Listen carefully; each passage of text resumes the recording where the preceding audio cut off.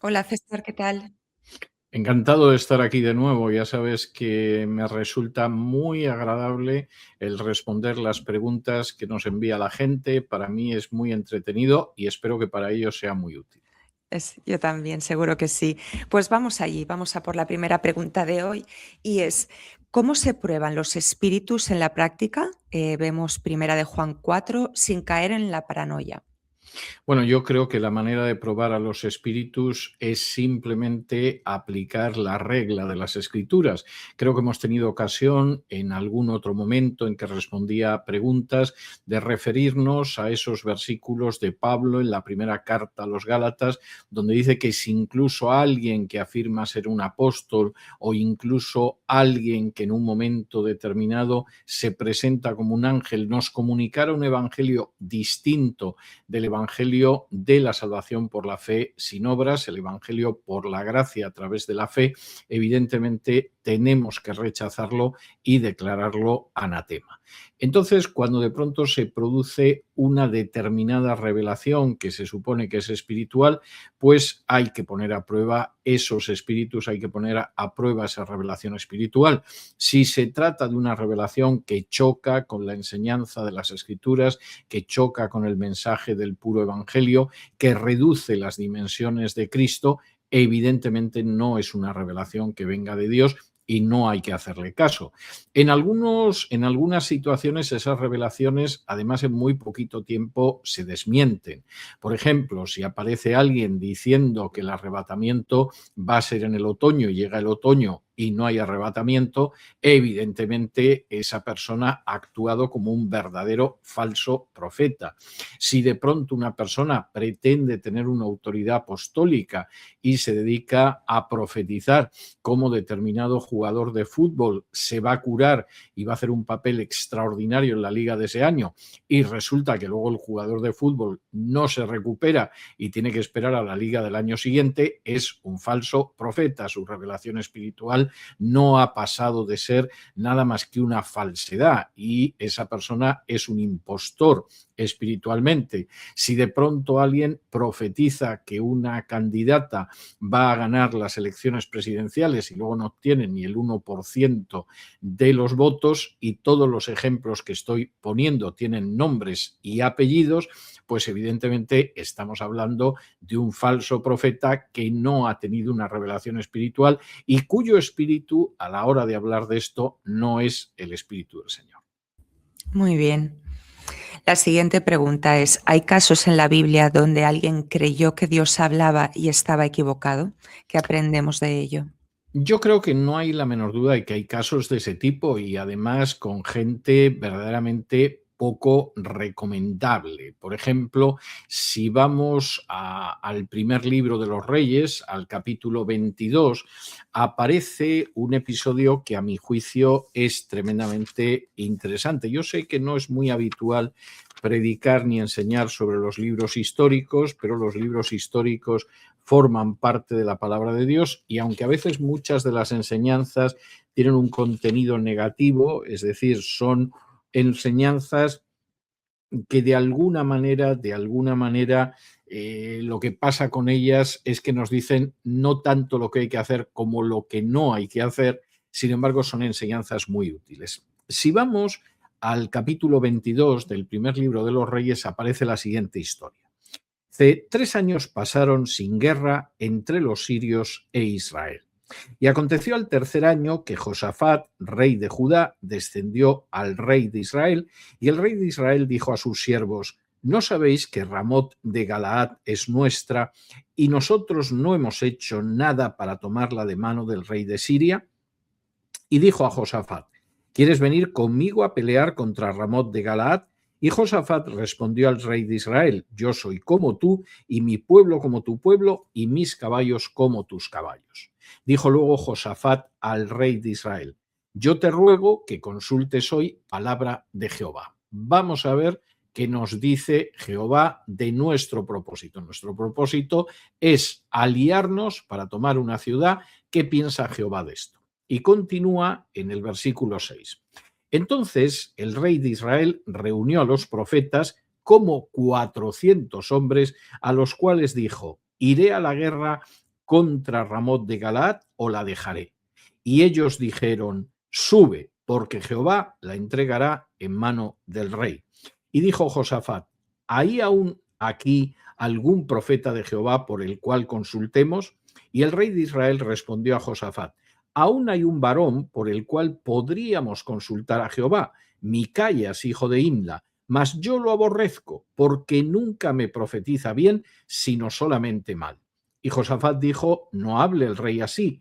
Entonces el rey de Israel llamó a un oficial y le dijo, trae pronto a Micaías, hijo de Imla.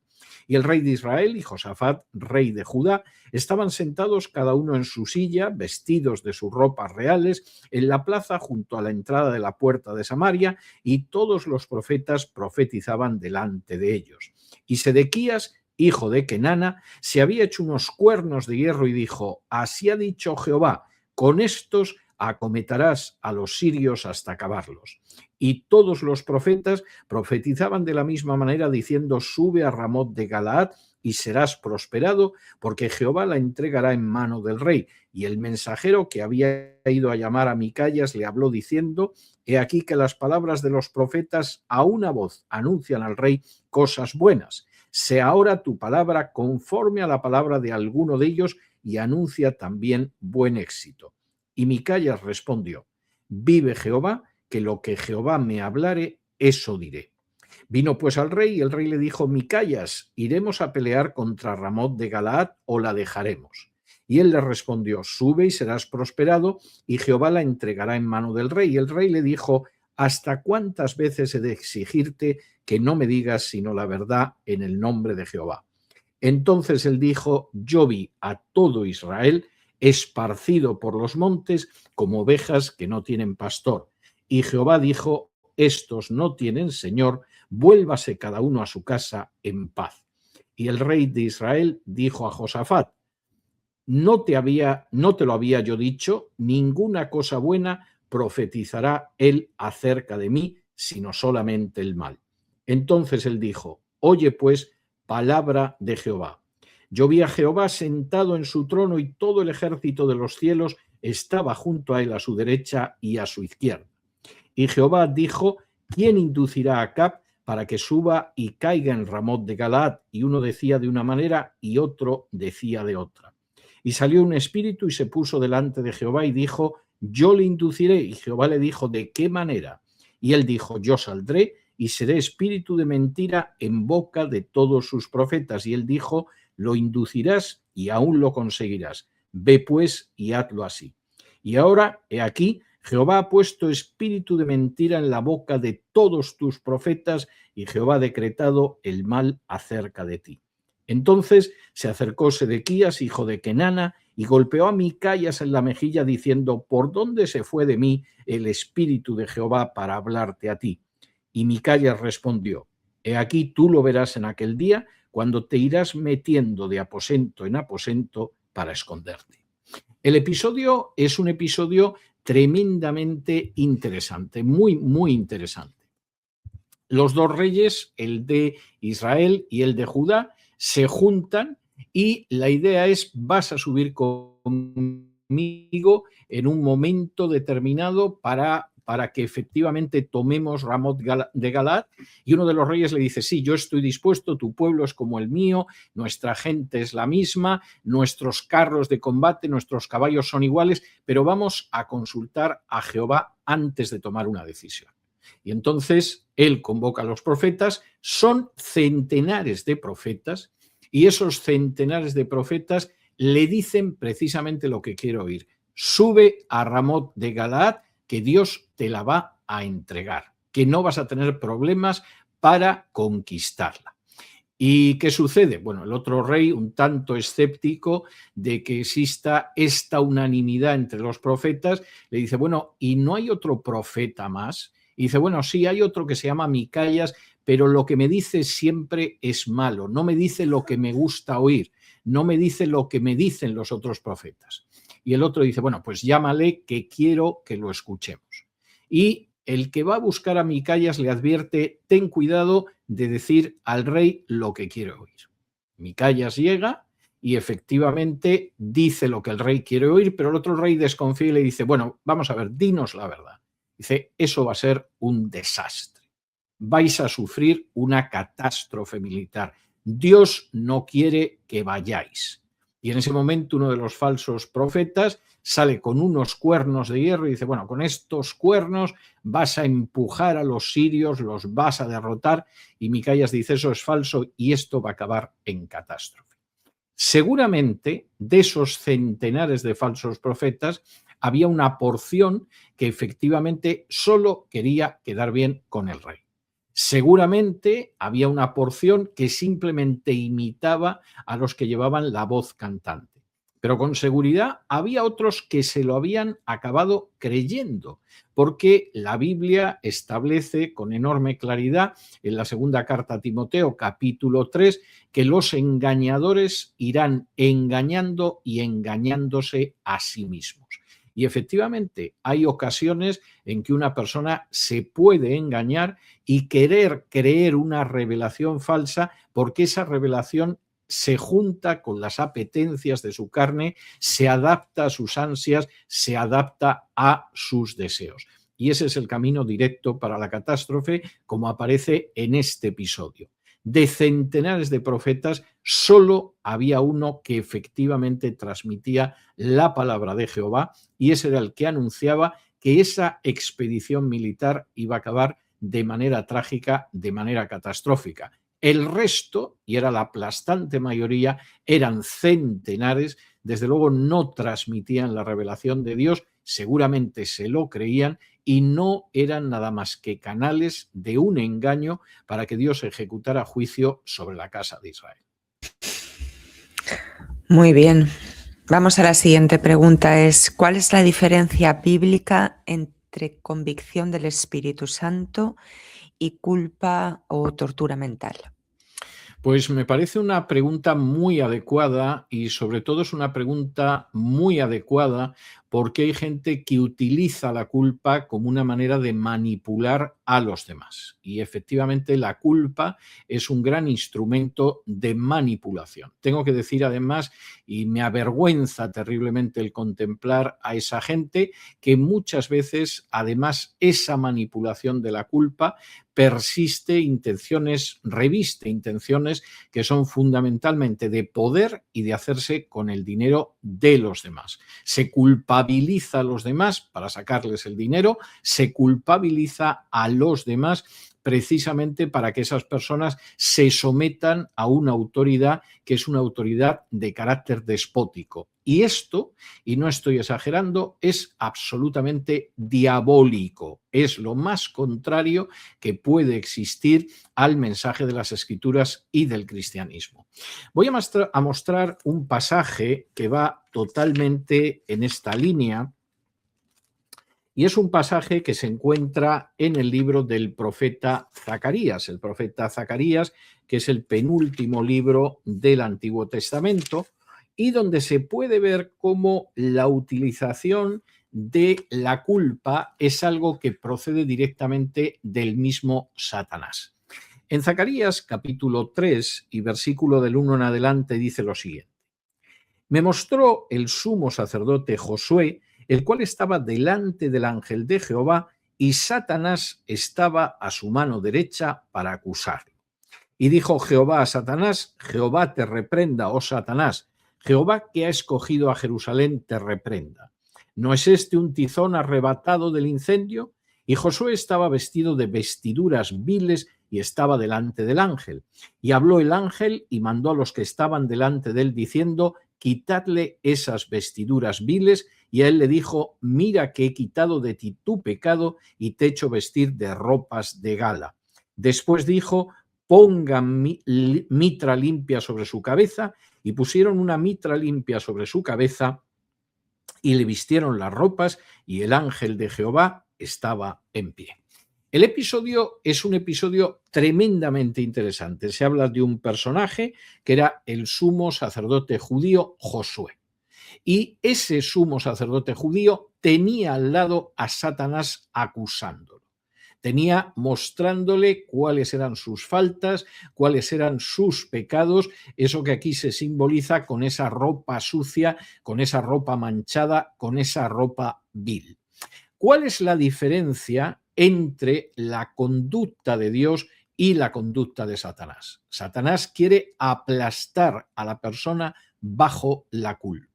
Le importa muy poco si la persona es pecadora o no. Simplemente lo que quiere es utilizar la culpa como un instrumento para triturar, para pulverizar, para aplastar a la persona. ¿Cuál es la actitud de Dios? Totalmente distinta. Dios no tiene ningún interés en culpabilizar a nadie. Dios quiere que la persona pueda ver la situación en la que está y limpiarle y salvarle no solo del pecado y de sus consecuencias, sino de la culpa.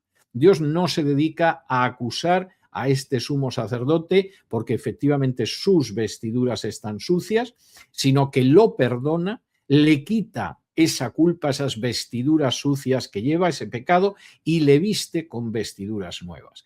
Y yo creo que aquí está la clara diferencia entre el sentimiento de culpa sano, el de la persona que sabe que es pecador, que necesita perdón, que se acerca a Dios, y el sentimiento de culpa que es un sentimiento de culpa negativo, maligno, malvado y que procede directamente de Satanás.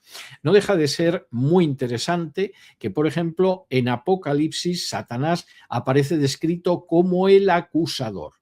Y no deja de ser también muy interesante que el mismo autor del Apocalipsis, el apóstol Juan, en su primera carta dice que tenemos un abogado para con el Padre, que es Jesucristo. Y yo creo que aquí queda expresado todo con claridad.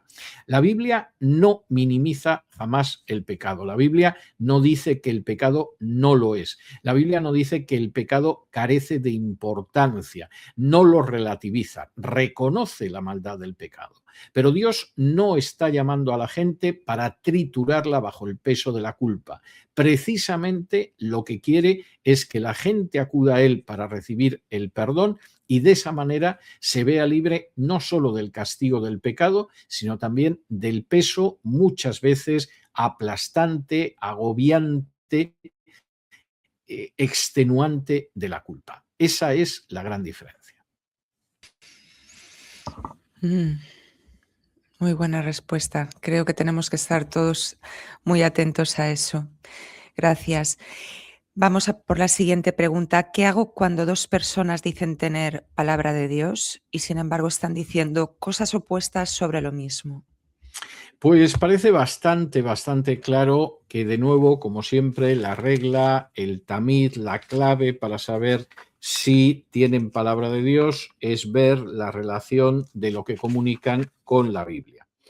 Hay un episodio que a mí me parece que es de esos pasajes que uno tiene que estar recordando continuamente porque son tremendamente reveladores, que es el episodio de Pablo en Berea. Si vamos al libro de los Hechos de los Apóstoles, al capítulo 17 de los Hechos de los Apóstoles, aparece un episodio muy interesante. En los primeros versículos de este capítulo 17 de los Hechos de los Apóstoles, Pablo y Silas van a Tesalónica, predican en Tesalónica, que era una ciudad importante de Grecia, hay gente que se convierte e inmediatamente los judíos reaccionan yendo a perseguir a Pablo y a su equipo, de tal manera que Pablo tiene que huir de Tesalónica porque si no los judíos lo hubieran matado. Y entonces Pablo llega a Berea y sucede lo siguiente. Versículos del 10 en adelante de este capítulo 17 del libro de los Hechos. Dice así: inmediatamente los hermanos enviaron de noche a Pablo y a Silas hasta Berea, y ellos, habiendo llegado, entraron en la sinagoga de los judíos. Y estos eran más nobles que los que estaban en Tesalónica. Vamos a detenernos aquí. ¿Por qué dice Lucas en el libro de los Hechos de los Apóstoles que los judíos de Berea eran más nobles que los de Tesalónica? ¿Porque Pablo llegó y dijo soy apóstol y entonces le creyeron? No. ¿Porque Pablo llegó y dijo a mí me envía el Papa Pedro y le creyeron? Vamos, ni por aproximación. Porque Pablo llegó y dijo, yo soy una persona con una autoridad rabínica porque he estudiado la Torá a los pies del gran rabino Gamaliel, tampoco. Lo que dice a continuación es una regla muy cara, versículos del 11 en adelante. Y estos eran más nobles que los que estaban en Tesalónica, pues recibieron la palabra con toda solicitud, escudriñando cada día las Escrituras para ver si estas cosas eran así. Así que creyeron muchos de ellos y mujeres griegas de distinción y no pocos hombres. Lo que llevó a esta gente a creer, a decidir que la interpretación de Pablo era la correcta y no la interpretación de judíos como los de Tesalónica, fue ver que lo que decía Pablo se correspondía con lo que estaba en las Escrituras. No aceptaron un argumento de autoridad, no aceptaron un argumento de autoridad apostólica, no aceptaron un argumento de autoridad de un maestro, no aceptaron un argumento de autoridad clerical. La autoridad la tenían las Escrituras. Escuchaban a Pablo y todos los días escudriñaban, no leían solamente, no, miraban por arriba y por abajo el texto de las Escrituras para ver si aquello era verdad. Y efectivamente, cuando comprobaron que lo que decía Pablo se correspondía con lo que enseñaba la Biblia, entonces creyeron en lo que decía. Esta es una clave clarísima. Y cuando de pronto alguien dice, bueno, vamos a ver, han empezado a venir los testigos de Jehová por mi casa y no sé si realmente lo que dicen los testigos de Jehová es cierto o los misioneros mormones que me han aparecido por aquí en algún caso tienen razón o, bien, pues hay una regla clarísima establecida en las Escrituras.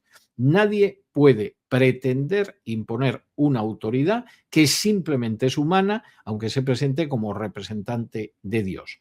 La única autoridad, la única piedra de toque, el único filtro, el único tamiz que nos permite saber si una cosa es verdadera o es falsa, está precisamente en la Biblia, en las Escrituras. Vamos a descender un peldaño de eso que pueden ser revelaciones o mensajes dogmáticos a formas de conducta. En un momento determinado yo estoy escuchando a una persona que me dice que si no entrego una proporción determinada de mis ingresos en la congregación, resulta que estoy ofendiendo a Dios, que estoy yendo en contra de Dios, incluso que soy un ladrón. Y, por ejemplo, dice que eso es tan evidente que viene desde Adán y Eva, porque el pecado de Adán y Eva no fue el hecho de que comieran del fruto del árbol prohibido, sino que comieron el diezmo que le correspondía a Dios. Y esta es una cosa que oye. ¿Cómo sé yo que eso es verdad o es mentira? Bueno, pues de entrada sé que es una mentira miserable y antibíblica porque choca con lo que dicen las Escrituras. Pretender que el pecado de Adán y Eva fue no darle el diezmo a Dios es algo rotundamente falso porque en ningún momento aparece eso en el relato de los primeros capítulos de Génesis. Y no solo es falso, es ridículo, porque ¿qué pasa? Que en el jardín del Edén no había nada más que 10 árboles. Era un paraíso y había 10 árboles y precisamente ese árbol era el del diezmo de Dios. Es que es algo tan estúpido que da hasta casi rubor y vergüenza tener que refutarlo. Y por otro lado, en ningún momento en las Escrituras se dice en el Nuevo Testamento que Jesús o los apóstoles o los primeros cristianos exigieran una cuota de sus ingresos absolutamente a nadie para que pudieran formar parte de una congregación. Por el contrario, la Biblia lo que dice es que Dios ama al dador alegre, que uno tiene que dar de acuerdo con aquello de lo que dispone, que uno tiene que donar de acuerdo con lo que hay en su corazón, pero jamás de acuerdo a una cuota y mucho menos intentar aumentarla recurriendo a la culpabilidad absolutamente diabólica que se arroja sobre las espaldas de la gente. De manera que, por terminar de resumir todo, Rosana, al final lo que es bastante claro, bastante obvio, es que para saber si una posición es correcta o es incorrecta, hay que ir a las Escrituras y, como dice Lucas en el libro de los Hechos, escudriñarlas para ver cuál de esos dos mensajes es cierto. A lo mejor ni siquiera es cierto uno de ellos, pero en cualquier caso, la piedra de toque para poderlo saber es la Biblia. Vamos a la última pregunta. que dice cómo distinguir una profecía auténtica de manipulación o de una simple lectura fría emocional. Pues hombre, es fácil de distinguir porque las profecías auténticas se cumplen, que es algo que parece que es de sentido común, pero como hay gente que vive de engañar al prójimo dictando profecías que nunca se cumplen, la verdad es que esta pregunta no solo tiene mucha lógica, sino que es una pregunta que casi se hace obligada en los tiempos que corren. Es algo que a mí me parece que resulta de enorme relevancia. ¿Qué pasa cuando en un momento determinado hay gente que se dedica a dar profecías y esas profecías no se cumplen? Bueno, pues la Biblia señala de una manera clarísima que cuando hay una profecía que no se cumple, entonces lo que hay que hacer es llegar a la conclusión de que esa persona ha mentido, de que esa persona no es en absoluto un profeta, sino que ha hablado absolutamente con presunción. Y esto me parece que es algo bastante claro. Siempre pongo ejemplos parecidos, pero siempre pongo ejemplos parecidos porque en última instancia los falsos profetas siempre van en la misma dirección y entonces pues lo que pasa es que tengo que poner ejemplos muy similares. Cuando uno, por ejemplo, se encuentra con el hecho de que alguien ha dicho una profecía y no se cumple, es un falso profeta. Mencionaba Deuteronomio y vamos a ir a Deuteronomio capítulo 18, donde hay quien se hace esta misma pregunta y dice así. Deuteronomio 18 y versículos 21 y 22. Y aquí la Biblia, como en tantas ocasiones, anticipa aquellas preguntas que nos podemos formular. Y dice así: si dijeres en tu corazón, ¿cómo conoceremos la palabra que Jehová no ha hablado? Y dice: si el profeta hablara en nombre de Jehová y no se cumpliere lo que dijo, ni aconteciere, es palabra que Jehová no ha hablado. Con presunción la habló el tal profeta, no tengas temor de él. Yo he tenido ocasión en docenas de veces de comprobar hasta qué punto esta enseñanza de Deuteronomio es total y absolutamente cierta. En casi 50 años, desde que yo me convertí, he contemplado a multitud de personas lanzando profecías que no se cumplen. Por supuesto, cuando era un niño y un adolescente, pues me tocó ver profecías de los testigos de Jehová, por ejemplo, que en 1975 comenzaría el milenio, que evidentemente no se cumplieron. Es más, mucha gente que ha entrado en los testigos de Jehová después, de esto hace ya pues más de 50 años, ni siquiera sabe de esa falsa profecía que no se cumplió. Pero luego he visto a multitud de personas dando fechas para la segunda venida de Cristo, para el arrebatamiento, para la gran tribulación, para la aparición del anticristo. Toda esta gente ha profetizado cosas que no vienen de Dios, que en absoluto tienen que ver con Dios. Y por lo tanto no se han cumplido, porque Dios se complace en dejar en ridículo a la gente que profetiza en falso. Y además aquí hay otra enseñanza añadida. Esa gente no ha hablado de parte de Dios. Pero si tú tienes temor de esta gente, si le sigues guardando respetos, incluso le envías dinero, eres un necio. Y eres un necio porque esa gente no tiene nada que ver con Dios. Manipula los miedos de la gente, manipula la ignorancia de la gente, manipula el deseo de saber lo que no tiene que saber de la gente para sacar un beneficio y un provecho personal. Y yo creo que es una de las grandes vergüenzas del mundo evangélico en la actualidad, que en lugar de expulsar a estos falsos profetas de los lugares desde los que lanzan vaticinios totalmente falsos, haya gente que los siga escuchando, que les otorgue una autoridad que no tienen y que incluso los apoyen económicamente, porque como dice aquí, la gente que hace esto no ha hablado en el nombre de Dios y además no tienes que tener ningún temor, ningún respeto hacia esos falsos profetas. Esto es más que evidente. Como mínimo, han hablado por presunción, por orgullo, por soberbia, pero no porque el Espíritu de Dios les moviera a ello. Y si me permites, Rosana, quisiera añadir un versículo más de la Biblia. Por supuesto. Yo lo cito muy a menudo y lo cito muy a menudo precisamente por toda esta caterva de farsantes que viven de engañar a la gente, de decirles que cualquier acontecimiento cotidiano es el cumplimiento de un versículo de Daniel o de Ezequiel o del Apocalipsis, cuando no hay nada de verdad ni por aproximación en ello.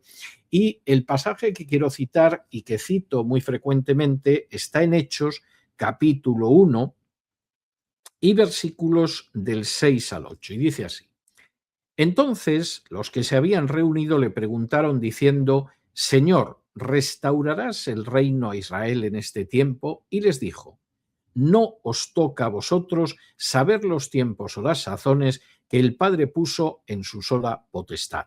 Pero recibiréis poder cuando haya venido sobre vosotros el Espíritu Santo, y me seréis testigos en Jerusalén, en toda Judea, en Samaria y hasta lo último de la tierra. Y habiendo dicho estas cosas, viéndolo ellos, fue alzado y lo recibió una nube que lo ocultó de sus ojos.